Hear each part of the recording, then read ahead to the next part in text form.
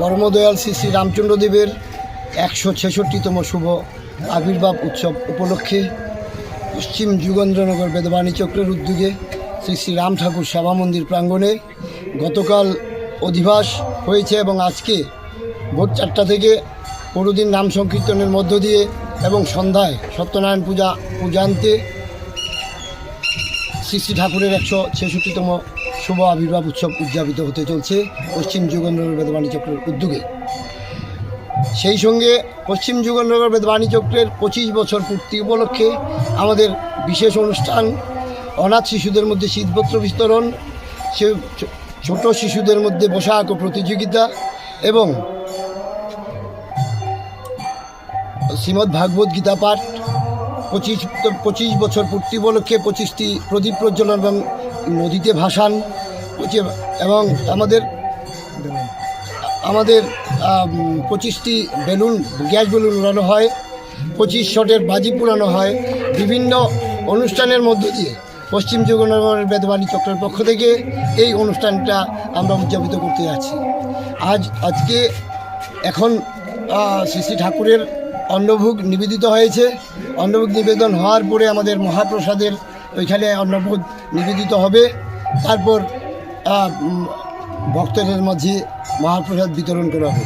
সেই সঙ্গে আমাদের বিশেষ যে অনুষ্ঠান সেটার মধ্যে রয়েছে অন্নভোগের ব্যবস্থা রয়েছে। তাছাড়া রয়েছে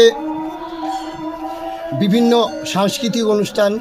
আমাদের পশ্চিম যুগেন্দ্রনগর বেদবাণী চক্র গত 25 বছর যাবৎ বিভিন্ন ঠাকুরের আরাধনা ছাড়াও বিভিন্ন সামাজিক কাজে লিপ্ত, যেমন দুস্থদের মধ্যে পঠন সামগ্রী বন্টন, রক্তদান শিবির, অনাথ যারা অসহায় যারা দুস্থ রোগী আছেন তাদেরকে সাহায্য করা, কন্যাদায়গ্রস্ত তাদেরকে আমাদের সাধ্যমতো সাহায্য করা।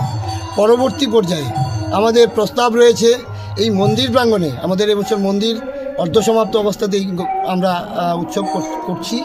উৎসবের পরে আমরা এটা পূর্ণাঙ্গ রূপ দিতে চেষ্টা করব এবং আমাদের কাছে যা প্রস্তাব রয়েছে এই মন্দিরকে সামনে রেখে আমরা গরিব ছাত্রছাত্রীদের অবৈতনিক শিক্ষাকেন্দ্র চালু করার প্রস্তাব রয়েছে বিনামূল্যে চিকিৎসা পরিষেবা দেওয়ার, আরও অনেক সেবামূলক প্রস্তাব রয়েছে। আমরা চেষ্টা করব সকলের সহযোগিতায় সবটাকে বাস্তবায়ন করতে। আপনার নামটা? আমার নাম ভাস্কর রায়। উনি অরুণকান্তি ঘোষ বেদবাণী চক্রের সম্পাদক, উনি বেদবাণী চক্রের সহসম্পাদক, উনি হচ্ছেন কার্যকরী কমিটির সদস্য অঙ্কুর দাস।